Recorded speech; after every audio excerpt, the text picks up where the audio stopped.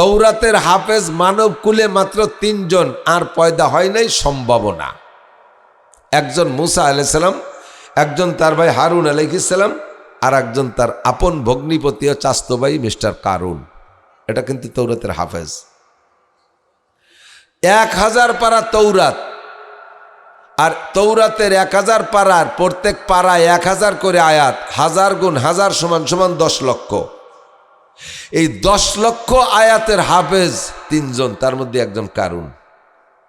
বহুত বড় পণ্ডিত ছিল, নিতান্ত ফকির গরিব। মুসা আলাইহিস সালামের বর্ণাই তো বর্ণাই হওয়ার আগে স্বাস্থ্য ভাই এই দায়িত্বে থাকতো, উনি খাইয়ে দিয়ে চাইলে থাকলে দিত, খাতো, না থাকলে না খেয়ে থাকতো। কিন্তু তাওরাত মুখস্থ করার ফিকিরে খুব ব্যস্ত থাকতো। করতে করতে তাওরাত যখন মুখস্থ হয়ে গেছে, তখন মুসা আলাইহিস সালামের বোনটা বিয়ে দিতে হবে। বোনটা অ্যাডাল্ট শিয়ানা হয়ে গেছে, বিয়ে দেবে কার সাথে?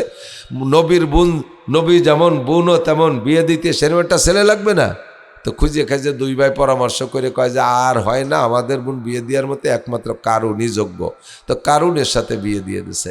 এই কারুন মুসা আলাইহিস সালামের ভগ্নিপতি। এবার সম্পদের পাহাড় দিয়েছে আল্লাহ তাআলা কারুনকে। কারুনের সম্পদ নিয়ে ব্যাখ্যা দিতে গিয়ে আল্লাহ নিজেই বলেন, ওয়া ইন্না মাফাতিহাহু লাতানূউ বিল উসবাতি উলিল কুওয়া। ওর 70টা গোডাউনের একটা চাবি, 70 গোডাউনের একই তালা, 70 গোডাউনে, আর চাবি একটা। আর চাবিও লোহার, পিতল, তামা, পাথর দিয়ে বানাইনি, ওজন বেশি হয়ে যাওয়ার বাইতে। চামড়ার তালা, চামড়ার চাবি। চামড়ার তালা যেভাবে বানানো যেত সেভাবে বানাইছে, চামড়ার তালা, চামড়ার চাবি, যাতে ওজন কমায়।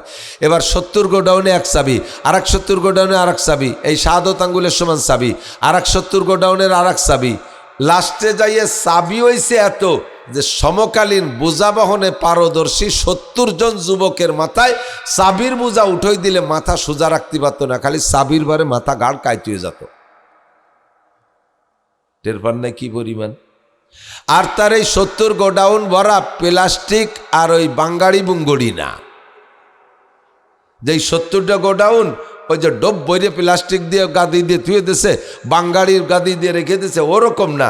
প্রত্যেকটা গোডাউন স্বর্ণের গোডাউন, সম্পূর্ণ স্বর্ণ লোড দেওয়া। আজি বলবেন যে তাই এত স্বর্ণ কারণে থাকলি তো এখন স্বর্ণের বড়ি 2,26,000 টাকা কেয়া? ওই শোনাই তো ভাগ করে দিলি, বার আমরা 2-4 কেজি রে ভাগে পাতাম। ঘটনা হয়ে গেছে, এর একটু পরে কই। এখন এই এত বড় গোডাউন, স্বর্ণ ভান্ডারের মালিক কারুন। আল্লাহ তাআলা বললেন, কারুন, মুসা আলাইহিস সালামকে দিয়ে বলাইলেন, তুমি এই তোমার বিশাল সম্পদের থেকে একটু জাকাত দাও। একটু কি দাও? জাকাত দাও। মুসা আলাইহিস সালাম যখন বললেন জাকাত দাও, কারুন কয় ভাইজান পরিমাণে কি পরিমাণ দিতে হবে? কারুন আবার আমাকে হাতের তাইলুর কিন্তু এইটুকু, এই কবজির 2 অবস্থা, তাইলুর এক অবস্থা আর আঙ্গুলির আর এক অবস্থা না। যত মিশেনু আঙ্গুলালা মানুষই হোক, বইরে হাত বইরে আঙ্গুল সহ সব জায়গাতে যদি পানি ছেড়ে দেয়, তালুর বার একটু থাকতে পারে, আঙ্গুল বরাবর কি থাকে? ও ভাগতে ভুগতে বার হয়ে যায় না? কারুন রেল্লা এমন দুহেন হাত দিয়েছে, এইভাবে হাত টান টান করে সারা হাতের বার পানি তুলি, সব জায়গায় একরকম থাকতো, কোনো জায়গাতে পানি ভাগতে ভুগতে বেরিত না। এর সমান হাত, মানে এত কিরপিনির কিরপিন। তো কারুন কয় ভাইজান কয় টাকা দিতে হবে? মুসা আলাইহিস সালাম বললেন, সুলুসুল মাল, তোমার এই যে বিশাল সম্পদের 3 ভাগের 1 ভাগ জাকাত দিতে হবে। কারুনের মাথায় যেন ঠাটা পড়ছে, ওরে বাবা, জীবনে ভৈর রেসাইরে না পয়সা দিলাম না, আর এই হুজুরির পামে পড়ে আজকে এত দিতে হবে। এই জাকাতের হাত থেকে বাঁচার কি উপায় খুঁজে বের করছে। একটা মহিলারে সাজাইছে, মহিলা তুমি ঈদগার মাঠে যাইয়া কারুনের নামে তোমার সাথে জেনার অপবাদ দেবা, পারবা? ওই ওরে বাবা, মুসা আলাইহিস সালাম বেকায়দা লোক, সেদিনকে আজরাইলকে ঘুষি দিয়ে চোখা নাড়ি ফেলাইছে, ফেরাউনের বাবর সিরে 1 শট দিয়ে মারিয়ে ফেলাইছে। ওই নবী, জালালি নবীর সামনে আমি করতে পারবো না। এখন কারুন এবার মহিলারে প্রলোভন দিচ্ছে, তোমাকে 10,000 স্বর্ণ মুদ্রা দেবো, শুধু একটা কথা বলবা, বাকি তোমার সিকিউরিটি সাপোর্টের দায়িত্ব আমার। তো মহিলা যখন দেখছে যে 10,000 স্বর্ণ মুদ্রা আর কম না, জীবন ভরে ধুয়ে মুছে খাতি পারবো, একবার কই না দিলাম তার কি। তো মহিলা কয় যে তোমারে আমি ভালোই রে চিনি, তুমি কেউ রে চারি না, পয়সা দেওয়া মানুষ না, যা দিবা ঘুষ যখন খাবো আগে খাইয়ে নে, টাকা কটা আগে দাও। তুমি একবার সফল হয়ে গেলে আর কোনোদিন আমারে পয়সা দেবা না, তোমার চিনি। তো কারণ দেখলো যে 10,000 টাকা স্বর্ণ মুদ্রার উপর দিয়ে যদি সেরে যেতে পারি তাহলে 3 ভাগের 1 ভাগ তো দেওয়া লাগতেছে না, তারে 10,000 টাকাও দেয়। মহিলা ব্যাগ ভরে টাকা নিয়ে ঈদগার মাঝখানে বসে রয়েছে। তো মুসা আলাইহিস সালাম যখন ঈদগার মাঠে খুতবার ভিতরে বয়ান করলেন, এই বয়ানের শেষ দিক যায় এক কারুন জিজ্ঞাসা, ভাইজান আমার একটা মাসালা আছে বলবো? ভাইজান হয়তো ভাইজান একটা মাসালা আছে বলবো, একটা ইস্তেফতা একটা ফতোয়া জিজ্ঞেস করতে চাই। ক তাড়াতাড়ি ক, দোয়া করবো, মুনাজাত করবো। কাকে জেনার বিচার যেন কি, ব্যভিচারের বিচার কি? তো মুসা আলাইহিস সালামের উম্মতের জন্য জেনার বিচার ছিল ফারজুমুহুমা, পাথর মেরে শেষ করে দিতে হবে। তো মুসা আলাইহিস সালাম বলে দিলেন যে পাথর মেরে শেষ করে দিতে হবে। এবার কারণ কয়, ভাইজান এ বিচার কি সবার জন্য? বলে হ্যাঁ, এনি ম্যান এভরিবডি। যদি জিনা আপনি করেন, ওনার বিচার ওনার দিয়ে ফয়সালা ডিক্লার দিয়ে রাখতেছে। যদি জিনা আমি করি, তুমি করলিও, যদি আপনি করেন আমি করলিও, ঠিক? বলে হ্যাঁ 100 বার ঠিক। এবার কারণ কয়, মহিলা, সে মহিলা কো, হ্যাঁ সেই বিটি কো, পরে আমার বাড়ি যে জ্ঞানের উঠতে পারবা না, যা কবেন নে কও, ফয়সালা হয়ে যাক। সাজা নিয়ে নাটক কারে কয়, রাজনীতি কারে কয় যেন। তো মহিলা দাঁড়াইছে, দাঁড়াইয়া বলতেছে, মুসা নবী আপনি আমার সাথে জিনা করেছেন। একবার বলেই ফেলাইছে, একবার বলেই ফেলাইছে, আপনি আমার সাথে জিনা করেছেন।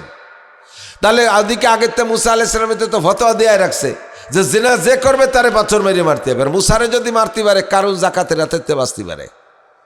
ক্রিমিনালিটা কোথায় নিয়ে টেকাইছে দেখছে। তো যখন মহিলা বলছে যে আপনি আমার সাথে জিনা করেছেন, তখন মুসা আলাইহিস সালাম বলে, এই মানান্তে তুমি কে? দ্বিতীয়বার যখন বলতে, তুমি আবার বলো, তোমার সাক্ষী কে? দ্বিতীয়বার যখন তাকাইছে মুসা আলাইহিস সালাম, মহিলা তত্তরায় কাঁপতেছে।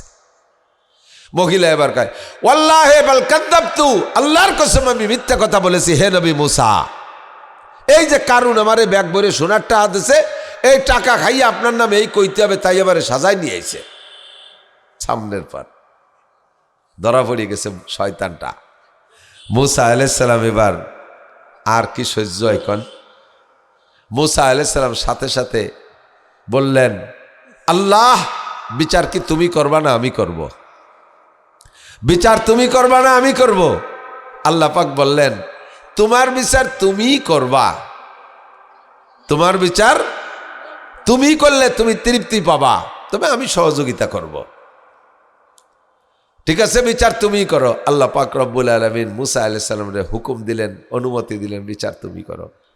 তো মুসা আলাইহিস সালাম আপাতত যাতে দৌড়ই সারিয়ে যাইতে না পারে, মারতে হবে ওরে, অপবাদের বিচার যা হবে তাই হবে। এবার দৌড়ই যাতে সারিয়ে যাইতে না পারে, এই জন্য সর্বপ্রথম ডাক দেও জমিন রে, বলেন জমিন রে দায়িত্ব দিছে, ইয়ার খুঁজি কারুন, হে জমিন কারুন রে ধরে রাখ, ধর কারুন রে, ওদের সারিয়ে যেতে না পারে। এই টাকনু পর্যন্ত গিলিয়ে ফেলাইছে, পার টাকনু পর্যন্ত মাটিতে ধরে ফেলাইছে, পাও টানে ওঠে না, বহুত চেষ্টা করতেছে ওঠে না। ইয়ার খুঁজি কারুন, জমিন ধর কারুন রে, এবার হাঁটু পর্যন্ত গেলছে। ইয়ার খুঁজি কারুন, ধর জমিন কারুন রে ধর, কোমর পর্যন্ত গিলে ফেলাইছে, আর ওঠার কায়দা নাই। সাঙ্গ পাঙ্গ যারা ছিল সব এখন পালানোর চেষ্টা করতেছে। ওকে যারা শতভাগ সমর্থন করে সর্বক্ষণ কাছে থাকার জন্য চেষ্টা করতো, কাছে থাকতো। দেখেন না আমাদের দেশের বড় বড় নেতারা, যে জামানায় যারাই আসুক আর জায়গায় বিপদে পড়ুক, আমি কোনো দলের নাম কইতেছি না, যখন যারা মাঠে খুব জমজমাট রমরমাট থাকে, ওই নেতাদের সাথে কিছু সেলাসামুন্ডা করে না, তারা জর্তা মর্তা পায়, তাতে যা পায় তাই দিয়ে তাকে বেশ ভালোই চলে। হ্যাঁ, তো ওই সময় কিছু লোক থাকে যারা নেতাদের কাছে যাইতে পারে না, তো যারা কাছে গেছে তাকে দেখে বড় আফসোস করে, হা একই সাথে আমি আর নান্টু এই স্কুলে পড়ছি, এখন সে মন্ত্রীর পিএস, আল্লাহ তারে কি কপাল দিচ্ছে, আমাকে কপালে নাই। এই বলে কিছুদিন আফসোস করছে। হঠাৎ করে যখন দেখে যে নেতা সহ নান্টু সহ হারাই গেছে, সেই সময়কে আল্লাহ বাঁচাইছে, শয়তানের সাথে ছিলাম না। কোন দলের নাম কইছি নাকি আমি? কোন দলে? সব দলে ঘটনা ঘটে, কথা কন না কেন? সব দলে ঘটনা ঘটে। একসময় বড় রমরমাট জমজমাট, কিছুক্ষণ পরে যখন জমজমাট সহ গায়েব হয়ে যায়, সেই সময় যারা দূরে থেকে আগে আফসোস করছিল তারা বলে ভাগ্য ভালো আমরা ওর সাথে ছিলাম না। সূরা কাসাসের শেষ আয়াত এইরকমই, হুবহু আয়াতের তর্জমা বলতেছি, আমার সাধ্যে কুলোচ্ছে না আয়াত পড়ার, এই জন্য পড়িয়ে পারতেছি না। আল্লাহ এবার সবসময় যখন ডাবা শুরু হয়ে গেছে, কারুন তো তওবা শুরু করে দিয়েছে। এখন তওবা, ফুল তওবা। ভাইজান ক্ষমা চাই, মাফ করে দেন। ভাইজান ক্ষমা চাই, মাফ করে দেন। আপনি শুধু 3 ভাগের 1 ভাগ জাকাত নেবেন তা না, আমার সম্পূর্ণ সম্পদের বিনিময়ে জীবনটা ভিক্ষা চাই। আমার সব আপনি নিয়ে যান, আমার জীবনটা ভিক্ষা দেন। ও ভাইজান, আপনার বোনটা কিন্তু আমার ঘরে, আমি মারা গেলে আপনার বোন বিধবা হয়ে যাবে। আপনার বোনের জীবনের দিক তাকায় হলেও ভাইজান আমারে ক্ষমা করে দেন। কারণ এত পরিমাণ কাঁদছে, যার চোখের পানিতে আশপাশে কয়েক হাত জায়গা পানি চোখের পানিতে ভিজে কাদা কাদা হয়ে গেছে। মুসা আলাইহিস সালাম কোনো মতো দুর্বল হয় না, নরম হয় না। কারুনের কান্না শুই না, আর শাজিমের মালিক আল্লাহ পাক কারুনকে বলতেছেন, সুপারিশ করতেছেন, ও কারুন, মুসা আলাইহিস সালামকে বলতেছেন, ও মুসা, তোমার কাছে কারুন যে পরিমাণ কাঁদলো, আমার সামনে যদি ওর 100 ভাগের 1 ভাগও কাঁদতো, আমার হক নষ্ট করে 100 ভাগের 1 ভাগও যদি আমার কাছে ক্ষমা চাইতো, আমি আল্লাহ পাক কারুনকে ক্ষমা করে দিতাম। তোমার সামনে তোমার ভগ্নিপতি, তোমার চাচাতো ভাই, তোমার বোনটা কোনো তার করে আছে, কিভাবে কাঁদতেছে। মুসা, তোমার কি দিল নরম হয় না? তুমি কি কারুনরে ক্ষমা করতে পারলে না? আমার কাছে 100 ভাগের 1 ভাগ তওবা করলে আমি ক্ষমা করে দিতাম। ও মুসা, দেখো একটু বিবেচনা করা যায় নাকি? মুসা আলাইহিস সালাম বললেন, আল্লাহ তুমি যদি আমারে অর্ডার করো ক্ষমা করে দিতে, তোমার অর্ডার, তোমার হুকুম পালন করা ফরজ, সেই হিসেবে ক্ষমা করে দেব। আর যদি তুমি আমারে সুপারিশ করো, তাহলে সুপারিশটা গ্রহণ করার ব্যাপারে স্বাধীনতা আছে। আমি সুপারিশ গ্রহণ করতেও পারি, নাও পারি। আল্লাহ ও তো তোমারে 1 পয়সারও ক্ষতি করে নাই। ওই মহিলারে যদি তার জায়গায় দাঁড় করে রাখতেই পারতো, তাহলে আমি মুসা এতক্ষণ মাটির সাথে মিশে যেতাম। কারুনের দল বলে আমারে পাথর মাইরা জেনার বিচার কইরা পাথর মাইরা শেষ করে দিত। ও রব্বুল আলামিন, ও আমার ব্যাপারে একটু ছাড় দিত না।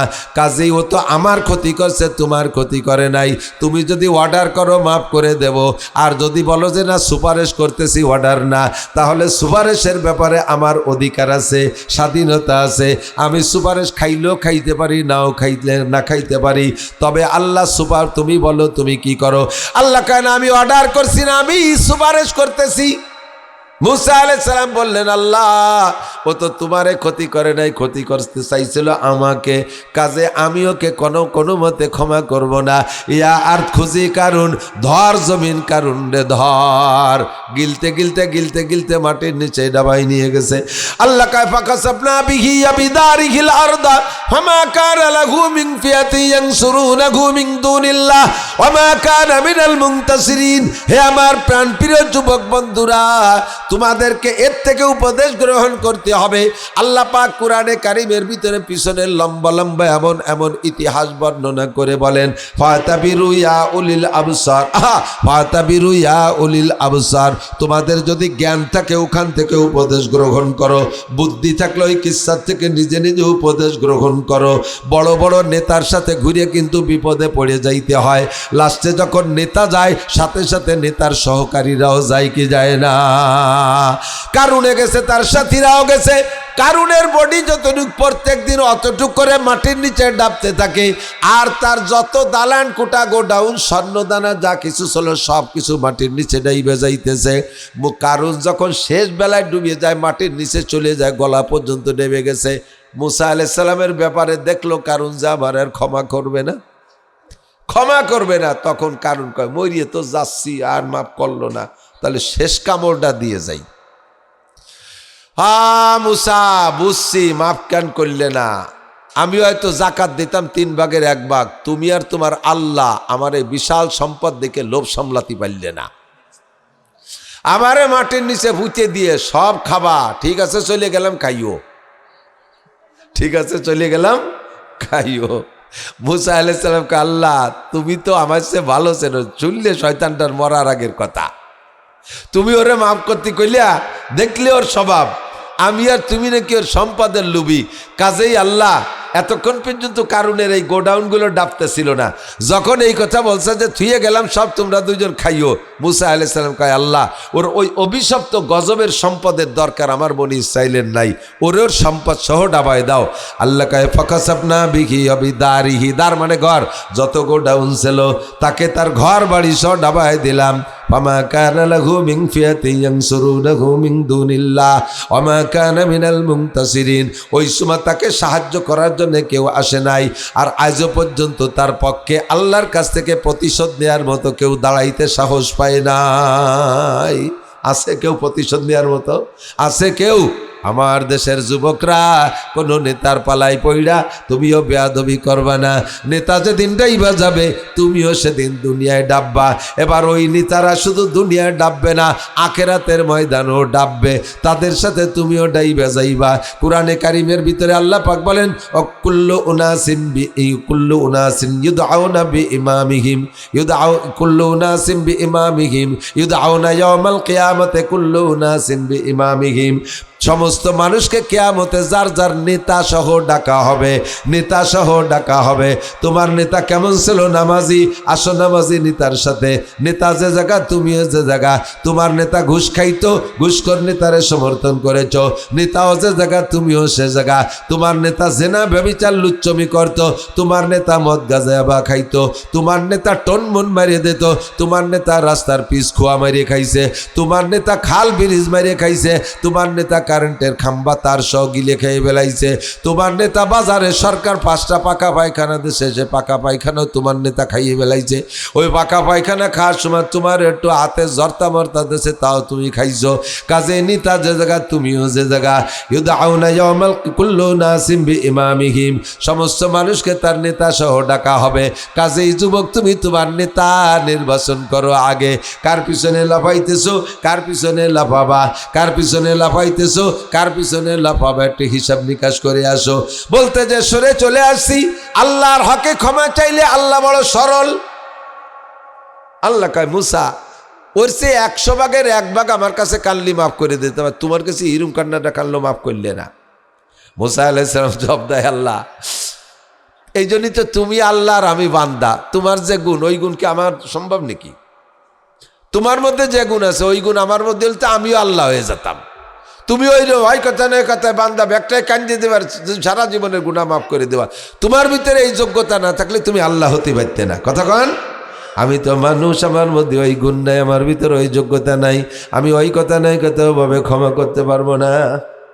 আল্লাহ বড় সরল, আল্লাহ বড় সহজ। তার হকে জীবন বরে অন্যায় করে ব্যাগটায় কান্দিয়ে দেবেন, চোখের থেকে 2 ফোঁটা পানি বের করবেন, জাহান্নামের ভয়ে, হিসাবের ভয়ে। আল্লাহ পাক সব গুনাহ মাফ করে দিয়ে গুনাহগুলোরে নেকি বানায় দেবে। কন্যা সুবহানাল্লাহ। কিন্তু কিন্তু এই নোটক বাটস্কুত কথা হবে না, এদিক তাকান, জম্মের জায়গা চলে আইছি। মখলুকের কোনো হক পরিশোধ না করে মরার চেষ্টা করেন না। আবার আবার আরেকবার, মখলুকের 1টি পয়সা বাকি থাকতে মরেন না।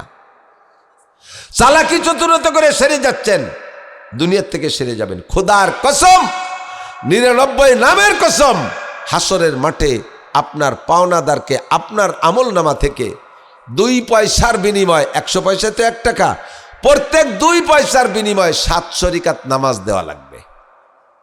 আছে নামাজ? কয় যে হুজুর নামাজ থাকলি না নেবে, তো পড়িই নে তো, ওই জন্যই যে নামাজ আমি পড়বো আর 2 টাকার জন্য দুনিয়ার নামাজ আর একজন নিয়ে যাবে, পড়লাম না তার নেবে কি? তুমি এই চালাকি করছো। আল্লাহ তাআলা এ জায়গা ব্যবস্থা রাখছে। 700 রাকাত নামাজের এগেনস্টে কতগুলো গুনাহ হয়। যদি তোমার নামাজ থাকে তো কেটে দেওয়া হবে ওই জায়গা, আর যদি নামাজ না থাকে তাহলে ওই লোকের 700 রাকাত নামাজের এগেনস্টে যত গুনাহ হতে পারে সংখ্যায় যা আসে, ওই সমপরিমাণ গুনাহ তোমার আমল নামায় তার ওখান থেকে ট্রান্সফার করে দেবে, মানি ট্রান্সফার পাল্টায় দিয়ে দেবে। নামাজ শেষ রোজা ধরো, রোজা শেষ হজ ধরো, হজ শেষ যাকাত ধরো, ধরতে ধরতে ধরতে ধরতে দিনা পরিশোধ হইতে হইতে বস্তা ভরে নেকি নিয়ে গেছিলেন হাসরের মাঠে, শূন্য হাতে জাহান্নামে চলে যাবেন। গরু গরু গরু দিয়ে আলসেন না, গরুতে একটু অন্যায় করছে, যতটুকু অন্যায় করছে ইনসাফের সাথে মাথা খাটাইয়া ততটুকু পিটেন দিয়েন, ওরে পিটেনও জায়েজ আছে কিন্তু পরিমাণ মতো। গরু হাতের থেকে ছুটে গেছে, কিছুক্ষণ দৌড়ি করছে, ধরতে পারেন নাই। এবার যখন নাগালে পাইছেন, মোটা বাঁশ একটা দিয়ে বাড়োইয়ে ঠ্যাং এখান খোলাড়ি ফেলাইছেন। কিয়ামতের ময়দানে গরুরে হাতে পায়ে মজবুত খুর দেবে, আর শিং দেবে বিষাক্ত ধারালু, আর দাঁতও দেবে সেরকম। আপনাকে ময়দানে নামাইয়া গরুরে বলবে, তোরে যে বেশি কটা বাড়ি দিয়েছে তার বিষয়ে তুই আদায় রেনে।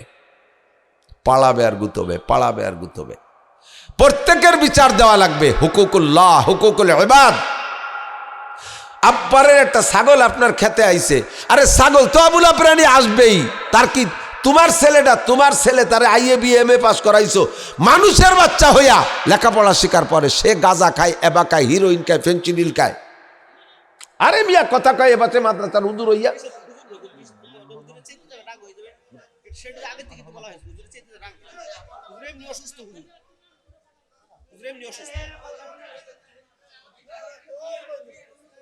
আবারও কথা কয়ে পাশে একেবারে নীরবে কাজ করবেন।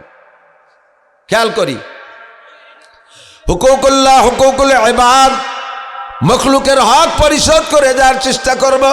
একটি পয়সা আমি মরার পরে যদি কেউ বলতে না পারে অমুক আমার কাছে টাকা পাবে, অমুক আমার কাছে এই পাবে সেই পাবে, কথার কষ্ট যদি দিয়ে থাকেন তাহলে ক্ষমা চেয়ে নিয়েন। তুম আজ হিলে মুঝসে ইন্তেকাম বা রোজে কিয়ামত না রাখে। আবার দিক তুম আজ হিলে মুঝসে ইন্তেকাম বা রোজে কিয়ামত না রাখে ये काम, खुदा पास मुझको अदालत ना हो বা রোজে কিয়ামত খজালত না হো। দুনিয়ায় যত আপন হোক না কেন বন্ধু, হাসরের মাঠে যে পাও না কিন্তু আপনারে ছাড়বে না। ইয়াউমা ইয়াফিরুল মারউ মিন আখি ওয়া উম্মিহি ওয়া আবি ওয়া সাহিবাতিহি ওয়া বানি লিকুল্লি ইমরিইন মিনহুম শাআনুন ইউগনি।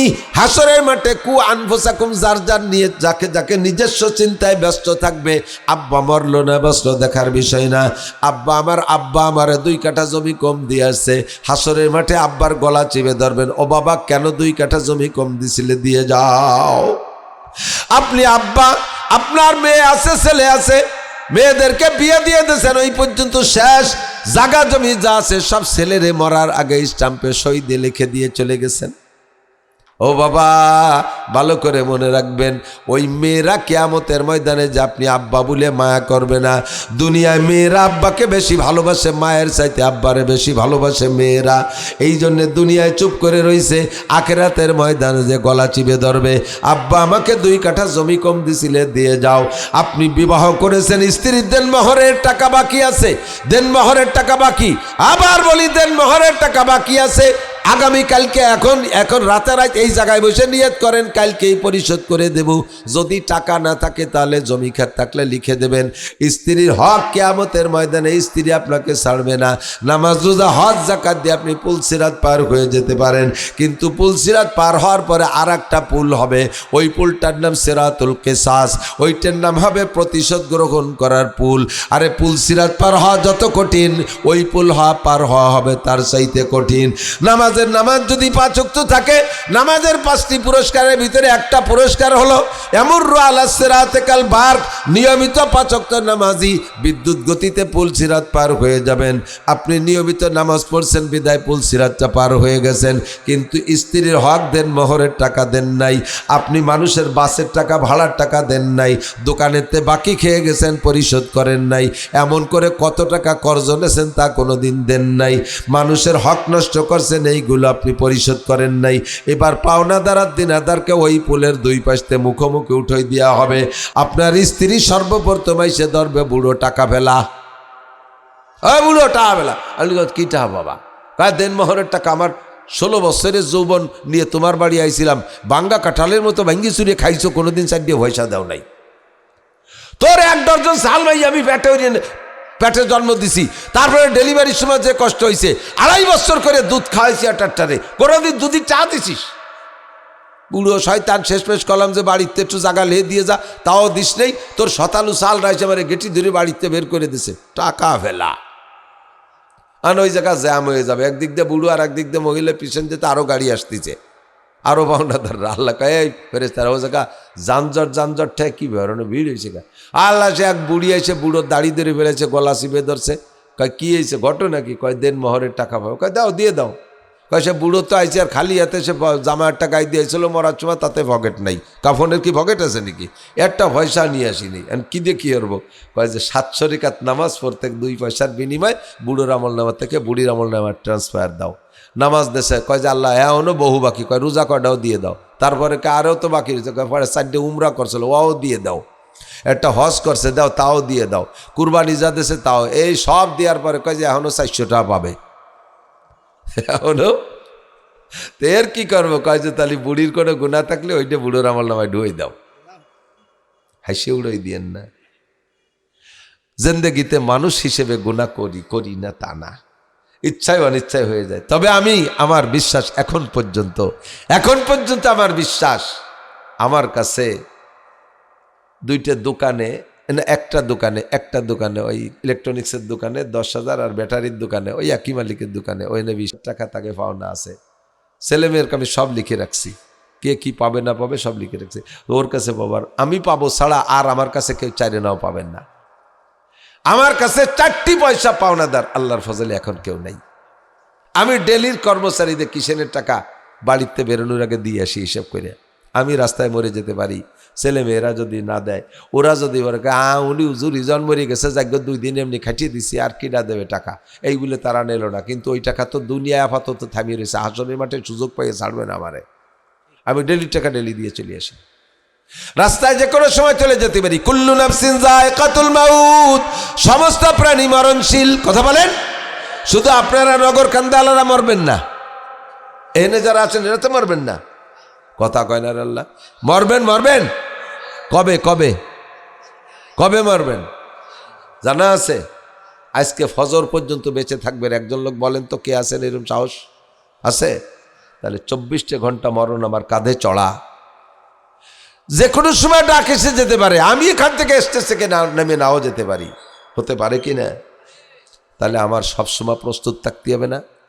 হুকুকুল্লাহ, হুকুকুল ইবাদ, আল্লাহর জন্য আমার কাছে এক ওয়াক্ত নামাজ পাওনা বাকি না থাকে, আমার একটা রোজা যেন আমার কাছে পাওনা বাকি না থাকে, আমার হজ ফরজ হয়েছে পাওনা বাকি না থাকে, জাকাত ফরজ হয়েছে আমার জন্য 1টি টাকা বাকি না থাকে, কুরবানি ওয়াজিব হয়েছে আমার জন্য কুরবানি বাকি না থাকে, তেলাওয়াত ফরজ আমার উপরে, কোরআন শরীফ শুদ্ধ করে তেলাওয়াত করা ফরজ, এইটার জন্য যেন কিয়ামতে আল্লাহ ধরতে না পারে। এগুলো আল্লাহরটা আল্লাহর সাথে সমাধান করে যাব, আর মখলুকেরটা মখলুকের সাথে সমাধান করে যাব। আজকেই যারা বিবাহ করেছেন দেন মোহর দেন নাই, এই জায়গার থেকে নিয়ত করেন ইনশাআল্লাহ আগামীকাল বৃহস্পতিবার না, কাল বৃহস্পতিবার, শুক্রবার আসতে গেলে তো আবার কোর্ট কাছারি বন্ধ হয়ে যাবে।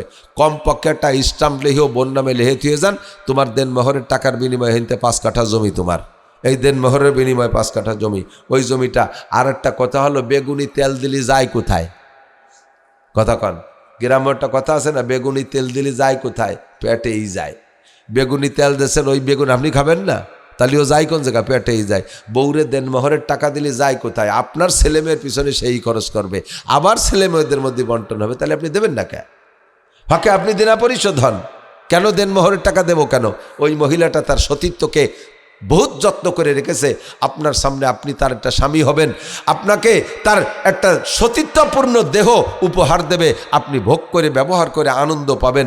তার সাথে জীবনে কোনোদিন কোনো পুরুষে স্পর্শ করতে দেয় নেই, তার দিকে তাকাইতে দেয় নেই, তার চেহারাটাকে যত্ন করে রাখছে, তার দেহকে যত্ন করে রাখছে, আপনার বাড়ি নিয়ে এসে ছেড়ে দেশে A to Z আপনি যেমন খুশি তেমন ব্যবহার করবেন। এর জন্য তার ইজ্জতের পাওনা আল্লাহ তাআলা এটা বরাদ্দ করেছে, আপনি সেটা কেন দেন নাই? জাল দলিল করা জমি, একজনকে কইছেন যে তোর জমি 10 লাখ টাকা দিয়ে কিনলাম, এরপরে তার কাছ থেকে দলিল করে নিয়ে নেছেন, আর সেই টাকা কোনোদিন দেন নাই। তাহলে এই জমি কি আপনার খাওয়া হালাল? কথা বলেন হালাল? এই টাকা হালাল, এই জমি হারাম। তেমনই আপনি বিয়ে করছেন 3 লাখ টাকা দেন মোহরের কথা কইয়া, অথচ কোনোদিন দেন নাই। এই স্ত্রীকে দেন মোহর পরিশোধ না করলে এই স্ত্রী ওইরকম জাল দলিল করা জমির মতো হারাম হয়ে যাবে। কারণ এটাও জমি, আল্লাহ নিজেই বলেন স্ত্রীরা সব জমি। নিসাউকুম হারসুল্লাকুম, তোমাদের স্ত্রীরা তোমাদের জমি। ফাতু হারসাকুম আন্না শিতুম, তোমার জমিতে যেমন তুমি দিনে রাতে যে কোনো সময় যাইয়া ধান কাটতে পারো, পেঁয়াজ লাগাতে পারো, পাট লাগাতে পারো, কাটতে পারো, যে কোনো বাড়িতে ঢুকতে পারো, তোমার স্ত্রীও তোমার একখান জমি। সকালে দুপুরে বিকেলে রায় তার দিন নাই, যে কোনো সময় জমির মধ্যে ঢুকতে পারো, যে কোনো সময় যা খুশি করতে পারো। তাহলে স্ত্রী আর জমি সেম। তোমার জমিটা যেমন জাল দলিল করলে ব্যবহার করা হারাম, ওর ফসল যেমন হারাম, স্ত্রীর দেন মোহরের টাকা পরিশোধ না করে ব্যবহার করা এরকম হারাম। কয়জনে দিয়েছেন তা তো আমি জানি না, দিয়ে দিয়েন, না দিয়ে থাকলে দিয়ে দিয়েন। আর এই যুবকরা অনেকে আবার রেডি হয়েছে, কন্টাক্ট অনেকে করে ফেলাইছে, আমারে ইটালি পাঠাই দিলিম আপনার মেয়ে বিয়ে করব। সুবহানাল্লাহ। সৌদি যাব, 4 লাখ টাকা লাগবে, দিল্লি তোমার মাইয়ে বিয়ে করব। আমি এখন গাড়ি কিনবো, 10 লাখ টাকা বাকি, দিল্লি তোমার মাইয়ে বিয়ে করব। এই যে কন্টাক্টের টাকা বিয়ের জন্য, এর নাম যৌতুক। এর নাম কি? আর একবার, এর নাম কি? যৌতুক। যৌতুক হালাল না হারাম? কেমন হারাম? শুয়োরের গোস্ত খাওয়া যেমন হারাম। এর মধ্যে কোনো মুসলমান আছেন শুয়োরের গোস্ত রাঁধিয়ে দিলে খেতে পারবেন? আরো তার চাইতে নিচেই নামায় নিয়ে গেলাম, বলতে আরো ঘৃণা লাগতেছে। শুকরের পায়খানা কেউ খাইতে পারবে? শুকরের গু খাওয়া যেমন হারাম, যৌতুক ওই রকম হারাম। এবার যার খুশি খাই বেড়াওগে, যাও, কয়ে দিয়ে গেলাম। শুয়োরের গু যদি খাতি না পারিস তাহলে যৌতুকও খাইস না। আর যৌতুক খাবি, আজকে খাবি কালকে উগ্রাণু লাগবে, আজকে খাবি কালকে উগ্রাণু লাগবে। এদিক তাকান, সকালবেলা ভাত খাইছেন, দুপুরবেলা খাইছেন, পেটে সেই ভাত সব হজম হয়ে যায় না, কিছু হলিয়ে থাকি যায়। আসরের পরে একখান বিস্কুট খাইছেন, পচা বিস্কুট, খেয়াল করেন, আসরের পরে একখান পচা বিস্কুট খাইছেন, সেই পচা বিস্কুট খান পেটে যাওয়ার সাথে সাথে মোচড় দিয়ে বমি হয়েছে। এবার বমি হইলে কি খালি বিস্কুট খান হয় না, সকালেতেই আসর পর্যন্ত যা খাইছেন সব বাইর হয়? সব বার হয়ে যায় না? কথা কন। যে কয় টাকা যৌতুক খাইছো বেরোনোর সময় কিন্তু অনেক সহ বাড়িয়ে যাবে। তুমি যৌতুক খাইছো, পরের একটা মাইয়ে কালা মাইয়ে আইনে 2 লাখ টাকা খাইছো। আল্লাহ তাআলা সিদ্ধান্ত নিয়েছে তোমার সাথে, তোমার থেকে বের করে নেবে বমির মতো। সেই দিন ভরে যা খাইছি সব বাইরে হবে, টপা টপ করে, প্রত্যেক 2 বছর পর পর মাইয়ে একটা। লাস্টের দিক যে জোড়া জোড়া হইয়ে 8 বছরে 10 মাইয়ে পোষাই গেছে। লাস্টে 3 জোড়া হয়েছে, 10 মাইয়া তুমি আনছো 2 লাখ। এবার 10 মাইয়াতে জোগাড় করো কমপক্ষে 20 লাখ। একখান বিস্কুট, পচা বিস্কুট খাইছো, পেটে সব টেনে বার হয়ে নিয়ে যাবে। তখন আইসে হুজুরকে কাছে, হুজুর মাইমাদা সাহেব বলে ছেলে আর তাবিজ দেয়। কোন হুজুর? কি হয়েছে, তোর সমস্যা কি? কয় যে হুজুর বিয়ে করছে 8 বছর, মাইয়ে হয়েছে 9টা হয়েছে, ছেলে আর তাবিজ দেয়। হুজুরকে দেই তো আমি, কিন্তু তোমার এইরকম বিপদে পড়লে কেন? ঘটনা কি? যৌতুক মতুক খাইছ নাকি? আরে হুজুর কইয়েন না, এখন তো পিছনে কথা মনে পড়ে, একটা ঘটনা এরকম ঘটছে। আল্লাহ কায়দ হুজুর তাবিজ না, হুজুর বাইটে খালিও তোর সাল হবে না। তিলকা আশারাতুন কামেলা, আর একটা বাকি আছে, 10টা পুরন উপরে বেড়ে কবি, তোর 10টা হবে, তোর তাবিজি কাজ হবে না। মাইয়ে গে চেহারা কেমন, ও আর কয়ে লাভ নাই, ভাতের আড়ির ধারে বসে ভাত খায়, মাইয়ে কোন দাড়ি কোনটা চিনা যায় না, কঠিন চেহারা। দরছে আল্লাহ, একখান বিস্কুটি 3 ওক্তের খাবার বারোই নিয়ে যাচ্ছে। যৌতুক খাইও না। যৌতুকের মোটর সাইকেল রাস্তায় দিয়ে চলবে না, ট্রাকের ফাঁসার তল দিয়ে ধুয়ে যাবে। যৌতুকের মোটর সাইকেল খালের মধ্যে যে শীতে পড়ে থাকবি, কালকেই শ্বশুর বাড়ি ফেরত দেবে। আব্বা আব্বা কবে 100 বার তসবি করে আব্বা আব্বা আব্বা আব্বা আব্বা, এই জেনেন মোটর সাইকেল। ঠিক আছে, হারাম হুকুকুল ইবাদ নষ্ট করেছেন। শ্বশুর বাড়ি দিবা ছাড়া খাবা না। শ্বশুর বাড়ির থেকে যাকে আইনে খাওয়ার অভ্যাস, জীবন ভরে শ্বশুর বাড়ি চোরের মতো কি বলা হয় দুর্বল হয়ে যাতায়াত করা লাগে। যাইয়েই ওই গুজুর গুজুর, আম্মা আল্লাহ চাইল নাই, আম্মা কটা পেঁয়াজ দেন, আম্মা আম্মা একটা মুরগি দেন, আম্মা। বাসুরি যেমন গাইড পাসপা হাম্বা হাম্বা হতে তালে থায়, ওইরকম শাউরির পাসপা হাম্বা হাম্বা হতে তালে থায়। বছরে 2 বার যাবি শ্বশুর বাড়ি, 20,000 টাকা একবার খরচ করে যাবি, বিটা মানসির মতো যাবি, 1 ওক্ত খাইয়া আম্মা আসি, আম্মা পিছন দিয়ে হাত চালিয়ে, আব্বু তুমি আর একটা দিন থেকে যাও, আব্বু তুমি আর একটা দিন থেকে যাও। যেভাবে গেছেন আপনার মতো জামাই বাড়ি বসে থাকলে পারা শাউরির ইজ্জত বাড়ে। পাড়ার মহিলারা ওরে বাবা সালের মাস জামাই আইছে, গাড়িগুলা ভরে নিয়ে আইছে, এও শ্বশুর বাড়ি গেলে বেড়াইতে, তুমিও একটা জামাই। আর একজন আম্মা কটা পেঁয়াজ দেন, আম্মা কটা রসুন দেন, আম্মা কটা আলা চাল দেন, আম্মা কটা সেদ্ধ চাল দেন। খয়রাইতের বেটা খয়রাইতি কোথাকার সুসুও। পারলাম না, শরীর ভালো না, চিল্লে থিয়ান্নায় ফাটাই বেলা দিতে হয়েছে। তাহলে তওবা, আমরা যারা যৌতুক খাইছি ফেরত দেব। যুবক তোমরা যারা বিয়ে করো নাই, পাক্কা সিদ্ধান্ত নাও, হারাম যৌতুক খাবো। জোরে বলেন খাবো। মখলুকের হক নষ্ট করব, প্রত্যেকের হক পরিশোধ করে যাব। ঠিক আছে, এখন থেকে নিয়ত করেন হক পরিশোধ করে যাবেন। কোনো সুদিয়া লেনদেনের মধ্যে যাবেন না। সুদিয়া লেনদেনের মধ্যে গেলে মানে গজবের শেষ নাই, বিপদের শেষ নাই। এই হারাম টাকা পেঁয়াজের খেতে লাগাইয়েন না। হাজারে হাজার টাকা সাথে 1 মণ পেঁয়াজ, এই শূন্যত এদিক আছে নাকি? হাজারে হাজার টাকা 1000 টাকা কর্জ নিয়েছে, আবার সে 1000 টাকা ফেরত দেবে, সাথে 1 মণ পেঁয়াজ দেবে, এই শূন্যত আছে না? 1 মণক 1 মণক একটা কিছু আছে সাথে, এরকম আছে, আছে না? আছে না? এই টাকা হারাম, এই টাকা হারাম। এরপরে ওই পেঁয়াজের ক্ষেতের জন্য আমরা আগে দোয়া করতে করবেন যে হুজুর দোয়া করেন আল্লাহ যেন পেঁয়াজ ভালো দেয়। আর আমি তো তাহলে এখন দোয়া করলে তো সুদীর পক্ষে দোয়া করা লাগবে, আমারও ইমান নষ্ট হয়ে যাবে। আর কি কব কন্দি দেই, কোয়া উচিত যে আল্লাহ এই পেঁয়াজের ক্ষেত যেগুলোর মধ্যে সুদিয়েটা ডকছে ওগুলো সব পচাই গলায় শেষ করে দাও। আর সব পেঁয়াজ নষ্ট হয়ে গেলে তো ফিরে আমারও কিনে খাতে হবে 400 টাকা কেজি। আর এক বেকায়দা, আমাকে দিক তো পেঁয়াজ হয় না, আপনাকে ইনতে সাইডে কালেকশন নিয়ে আর সাইডে কিনে খাই, উভয় সংকটের মধ্যে পড়ে যাব। কাজেই আমি অনুরোধ করি অপেক্ষা করেন, দোয়া করেন, আল্লাহ তাআলা হালাল রুজির বরকত বাড়ায় দিক, বলেন আমিন। আমাল হায়াত দুনিয়া ইল্লা কালিল, মরে তো যেতেই হবে এনি টাইম এভরিডে, সকাল সন্ধ্যা নাই, ডাকাস্টে চলে যেতে হবে। তো অল্প একটু সময়ের ভিতরে মোটা কামাই করবো, রাজি আছি না?